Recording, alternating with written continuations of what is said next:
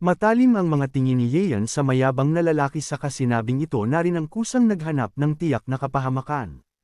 Hindi malaman ni Han Feng kung ano ang itatawag ni kay Yeon, habang patuloy ang pagpapakiusap na wag siya nitong patayin, saad pa niya na handa niyang ibigay ang lahat ng naisip ni Yeon oras na buhayin siya nito. Bahagyang napangisi naman ang ating bida sa kasinabing mukhang napagtanto na ni Han Feng kung ano ang nararapat sa kanya. Malakas niyang binitawan at inihagis ang lalaki na napadaing na lang matapos bumagsak sa lupa kasama ang iba pang lalaki.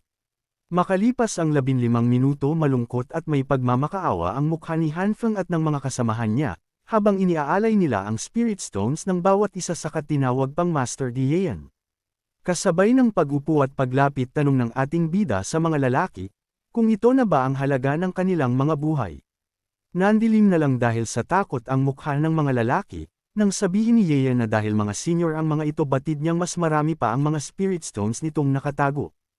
Tinapik pa ni Yeon sa balikat si Han Feng, sa kapabulong na tanong kung dala ba nito ang kanyang storage bag, na halatang ikinaputla naman ni Han Feng. Nagkatinginan na lang ang kanina lang ay mayayabang na lalaki, ngunit wala naman silang magawa kundi ibigay ang lahat nilang Spirit Stones na naipon mula pa nung umpisa. Agara naman itong kinuha ni Yeon saad pa niya na mukhang maraming nakolektang magagandang bagay ang grupo ni Han Feng.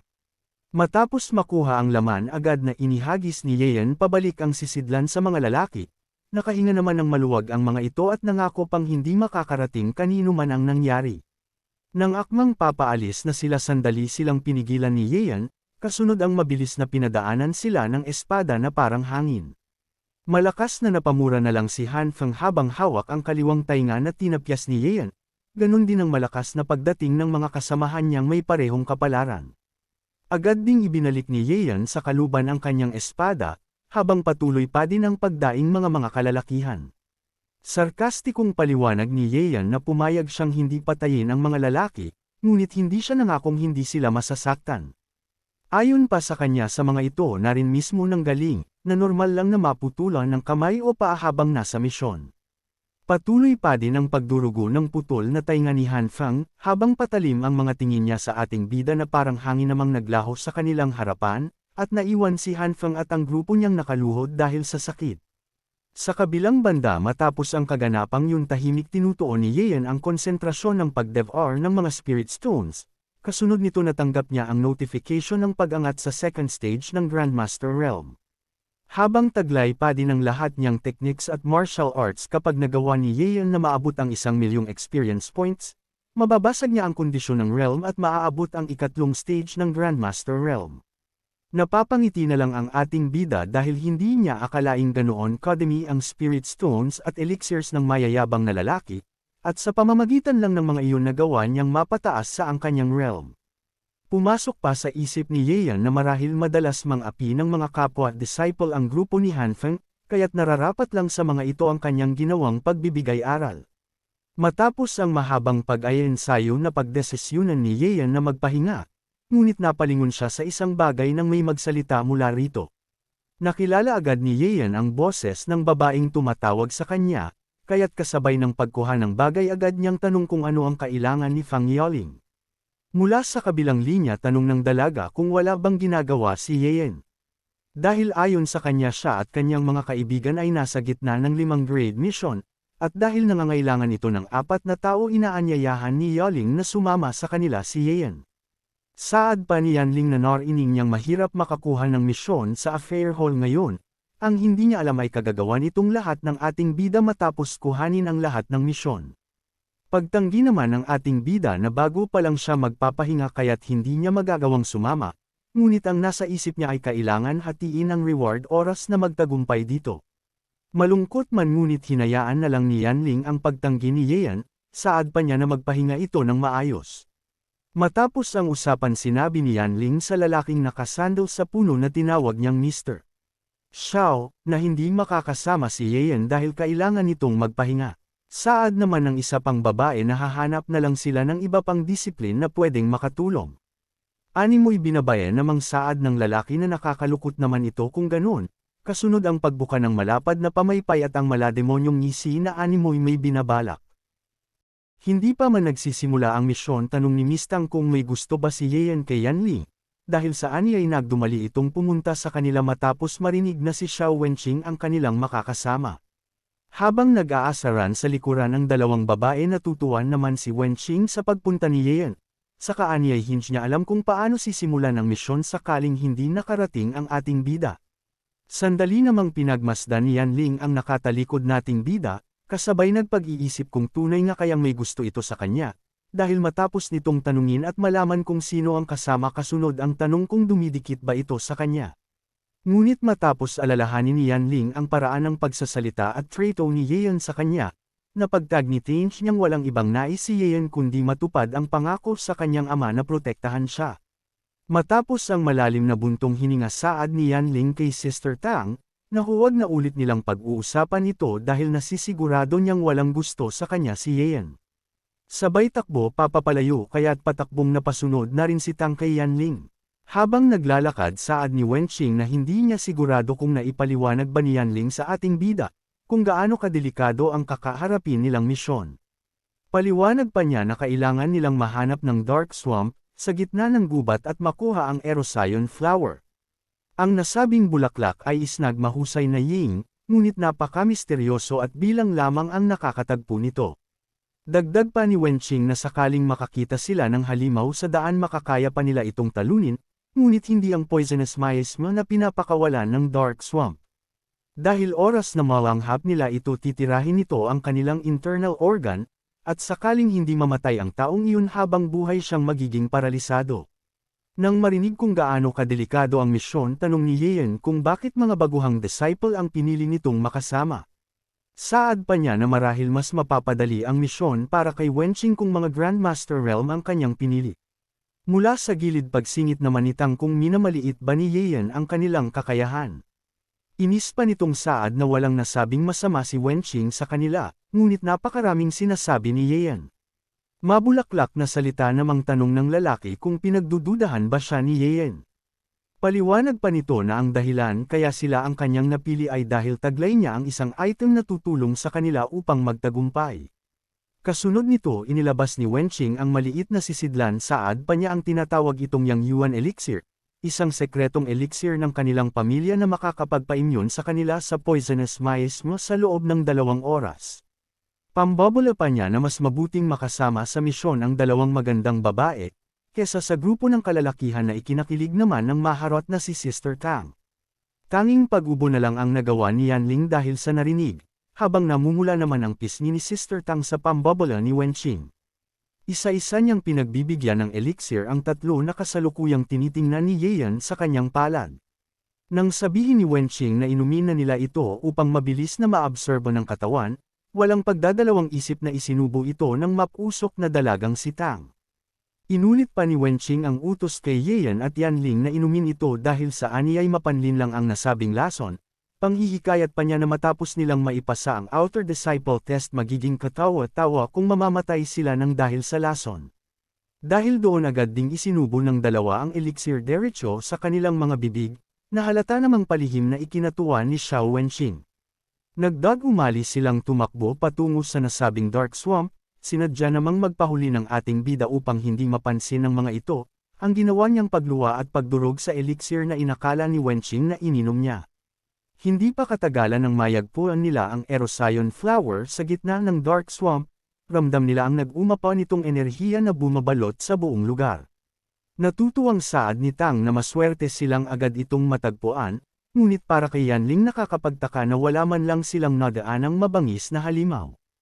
Gayunpaman, batid ni Tang na mahirap pa din kung paano nila makukuha ang Erosian Flower sa gitna, ngunit agad na nakaisip ng paraan si Wenqing dahil aniyay natutunan niyang ipunan ang aura upang makalikha ng daanang bato, na malalaki rin ng tao sa maikli at bilang na oras. Ngunit ayon pa kay Wenqing kinakailangan na marunong magkontrol ang aapak dito, kaya't kailangan niya si Yeon upang tumawid at kunin ang Erosian Flower. Mabilis namang pumayag si Yeon sa mungkahi ni Wenqing, kaya't nagsimula na silang umpisahan ang plano. Bago yun saad pa ni Wenqing na delikado kung mag-isang gagawin ito ni Yeon kaya't mungkahi niyang maging backup si Yanling, at maiwan sa tabi niya si Sister Tang upang siya naman ang backupan. Kasabay ng pagliliwanag ng paligid pinakawalan ni Wenqing ang 7-star Trading Formation, kaya't nagsimulang magsilabasan ang malayelong at magkakahilirang bato. Wala namang pagsasayang ng oras na nagsimulang umapak dito ang ating bida, kasunod si Yanling na buong ingat ding nagtatatalon sa rock formation. Habang nasa gitna ng misyon tanong ni Yanling kung pansin ba ni Yeyan na may kakaibang nangyayari. Patuloy lang naman ang ating bida sa ginagawa na walang imik ngunit narinig ang sinabi ng dalaga. Pahayag pa ni Yanling na nakakabahala ang katahimikan sa lugar, na maski huli ng ibo ay wala silang marinig. Sagot naman ng ating bida na marahil may mali at kakaiba sa nasabing Eroscion flower. Pagkasabi niyon agad niyang hinugot nag-espada sa kahiniwa ang Eroscion flower gamit ang malakas na Blizzard Smash. Hindi naman maitago ng tatlo ang kanilang pagkamangha sa ginawa ni Yeyan, ngunit ang inaakala nilang tagumpay ay napaltan ng pagkabahala ng magsimulang maglabasan ang animoy galami ng Eroscion flower, kaya't napasigaw na lang sila habang pinag-iingat sa susunod na mangyayari si Yanling at ang ating bida. Bigla silang nagulat matapos umatake ang bulaklak gamit ang matutulis na tinek. Nasangga ni Yeon kaagad ang mga tinek sabay nakatalon sila palayo sa malalaking tinek. Sinabi ni Xiao sa dalawa na humag masyadong lalayo dahil ang kanyang Spirit Stone step ay kaya lamang ay 7 steps. Maya-maya ay nagkaroon ng pagyanig at umangat ang lupa na pinaglalagyan ng bulaklak. Sa lupa nito ay maraming nakalagay na mga kalansay ng tao at mga hayop. May napansin si Yeon na kakaiba sa halaman. Ang asul na bulaklak ay nakadikit sa malaking puno at ang ibaba nito ay animoy may malaking mata sa loob ng bibig. Natanong na lang ni Yeon na kung ganun ba talaga ang totoong anyo ng bulaklak na iyon.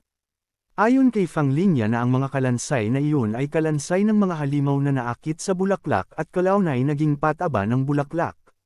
Maya-maya ay umataking muli ang bulaklak gamit ang mga tinek nito at mabilis namang nakatalon ang dalawa. Sigaw ng pusit na si Xiao Wenqing na wag na labanan ng dalawa ang halimaw bagkus kunin na ang halaman at bumalik na sa kanila.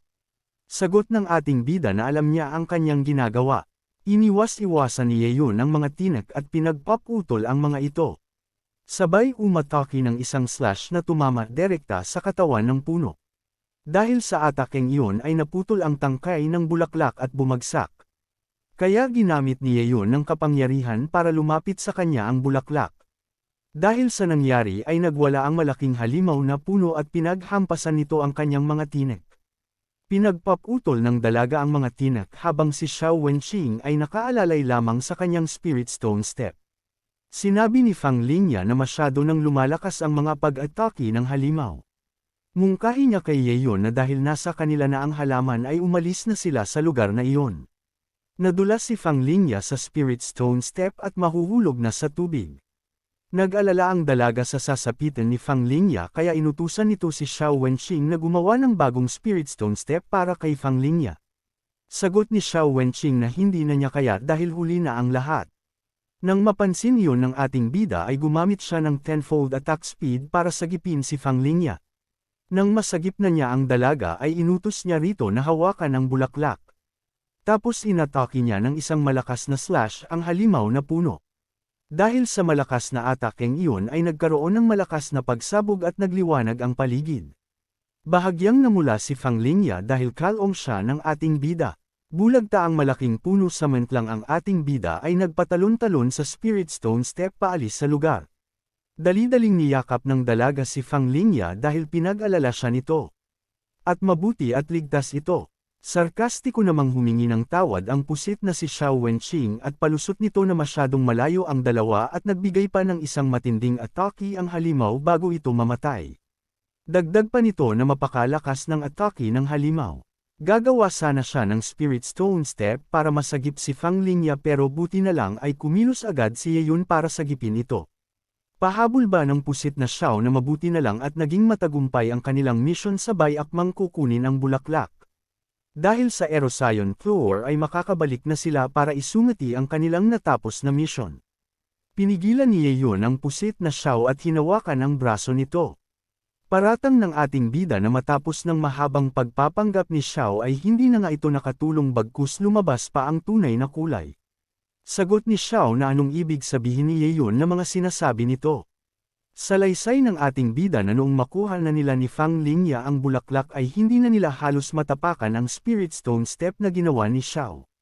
Ibinunyag ng ating bida ang plano nito na matapos niyang makuha ang bulaklak ay balak sila nitong mamatay habang nasa tubig. At magkakaroon ng pagkakataon si Xiao na makuha ang bulaklak ng sarili lamang niya. Dagdag pa ng ating bida na mas pinili nito na mahina ang sumama dito at magpoprotekta sa tabi nito na magbabante sa kanya para pag natapos na ang mission ay mabilis lang nitong mapapatay ang dalaga mula sa likod. Nag-react ang dalaga sa likod at tinanong si Yeon na kung anong pinagsasabi nito. Ang panghuli ay balak nitong patayin ang natitirang tao na naubusan ng spiritual power matapos ng laban at kanyahin lahat ng rewards. Ngumiti ng pademonyo ang pusit na Xiao at sinabi sa ating bida na masyado siya nitong pinapahanga, sabay tanong na kung sa palagay nito ay balak niyang patayin silang lahat. Pero sa simula pa lamang ay dinala na niya ang mga ito sa MP Erno, ilang sandali lang ay napasukan na ng dugo ang dalaga at nanikip ang dibdib ni Fang Lingga. Sinabi ni Xiao na napaka-malas ng ating bida. Dahil mukhang ito ang magiging niyang matinding katunggali bago pa magsimula ang inner sect competition. Pero mukhang imposible na iyong mangyari. Dagdag pa nito na hindi na siya magsisinungaling sa lahat. Ang elixir na pinainom niya sa lahat para manatiling nakatayo laban sa nakakalasong miasma. Ay kapag nailabas ang inner power ay makakaramdam ang uminom ng backlash. Tanong ng nanghihinang dalaga na bakit nagsinungaling sa kanila si Xiao Wenqing. Inutusan ni Yeon ang dalawa na lumayo dahil bibigwasan lamang niya ang pusit na si Xiao Wenqing. Ngumiti ng pademonyo si Xiao at sinabi sa ating bida na matalino ito dahil hindi nito ininom ang elixir. Pero papatayin pa rin niya ang ating bida sa lugar na ito. Naglabas ng maitim na energy ang ating bida palibot sa kanyang katawan habang tinatanong na kung kaya ba nitong gawin ang balak nito o may lakas ito ng loob para gawin ang bagay na iyon. Habang naglalabas ng burning enerhiya si Xiao ay umatake siya sa ating bida at sumisigaw na magiging banta sa kanya ang ating bida kaya kailangan mapatay niya ito kaagad. Ngumiti lang si Yeon at sinabi na tanging isa lang sa kanila ang mabubuhay ngayong araw. Sabay nagpalitan na sila ng kani-kanilang mga atake.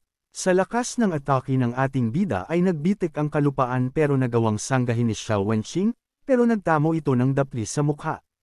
Napapaisip na lang siya na kung paano iyon nangyari. Dahil pagdating sa realm at lakas ay malinaw nakakalamang siya, pero pag sa bilis ay hindi siya makapayag-react kaagad at nakakalamang si Yeon. Masyado itong mabilis ni hindi niya magawang makapag-react kung saan ang sunod nitong galaw. Tinamaan ng atake ang braso ni Xiao Wenqing kaya tumilapon ang pamaypay nito. Napasabi na lang siya sa kanyang isip na sobrang nakakatakot ang lakas ni Yeon. Ipinasok na ni Yeon ang kanyang espada sa kaluban nito at maangas na sinabi na hindi pa sapat si Xiao Wenqing para kunin ang kanyang buhay. Nagpaugtol-ugtol ang pamaypay nito sa lupa habang si Xiao Wenqing naman ay nanginginig ng duguan at hindi makapaniwala na natalo siya sa ating bida. Imbis na magmakaawa ay sumigaw pa si Xiao Wenqing sa ating bida na may pagbabanta na papatayin niya ito. Nanlaki ang kanyang mga mata matapos na may tumagos na matulis na bagay sa kanyang mga balikat. Ang may kagagawan pala noon ay si Fang Lingya na malakas at nakakatayo ng tuwid. Paalala ni Fang Lingya sa pusit na si Xiao na huwag itong gagalaw kundi ang sunod niyang atake ay hindi natatama sa balikat nito. Matapos makita si Xiao Wenqing si Fang Lingya ay laking gulat niya kung bakit malakas pa ito matapos uminom ng elixir na binigay niya. Kaya nagtanong siya sa babae kung nagpapanggap na ba ito simula pa lang. Sagot ni Fang Lingya na hindi lang si Xiao ang gumagamit ng matalas na pakiramdam. Dagdag pa ng dalaga na kunyari ay ininom niya ang elixir pero ang totoo ay inihulog niya ito mula sa kanyang mga kamay. Natuwa si Yeon dahil nagmamature na si Fang Lingya. Bumulagta si Xiao matapos alisin ng dalaga ang letigo nito sa katawan ng pusit na Xiao Wenqing. Tanong ni Fang Lingya sa ating bida na ano na ang gagawin nila ngayon. Kahit na gusto niyang patayin si Xiao Wenqing gamit ang kanyang letigo ay may batas na sinusunod ang Kaiyuan sect na hindi pwedeng patayin ang kapwa-disciple kapag nagkamali ang mga ito sa pagtupad ng mission. Sa isang banda nakangiti lang si Xiao Wenqing habang hawak ang masakit na balikat. Sa isip-isip nito na kahit magsabi pa ang mga ito ng totoo sa harap ng mga deacon at elders ay ang iisipin lang mga elders ay gustong suluhin nila Yeon ang rewards at hindi paniniwalaan ang accusation sa kanyang at makakatakas siya mula sa kamatayan. Magiging ayos lamang ang lahat basta siya ay nabubuhay. Magkakaroon siya ng pagkakataon na manipulahin ang lahat ng mga elders at mas umangat pa sa hinaharap. At tungkol naman sa witness, kapag nagsalita siya ng mga mabubulaklak na salita sa tangang babaeng si Tang Shoro ay susundin siya nito pagkagising. Sinakal ni Yeyo ng pusit na si Xiao Wenqing sabay tanong na kung anong binabalak na naman ng pusit na ito. At kung sa palagay ba nito ay wala siyang ebidensya sa mga maruruming ginawa nito. Napaisip na lang si Xiao na kung paano ni Yeyo nalaman at kung nakakabasa ba ito ng isipan. Ayon sa ating bida na alam na niya agad ang kulay nito nang makita niya ang tarantado nitong mukha. Itulak ni Yeyo ng pusit na si Xiao Wenqing at sinabi na may lilinuin siya dito.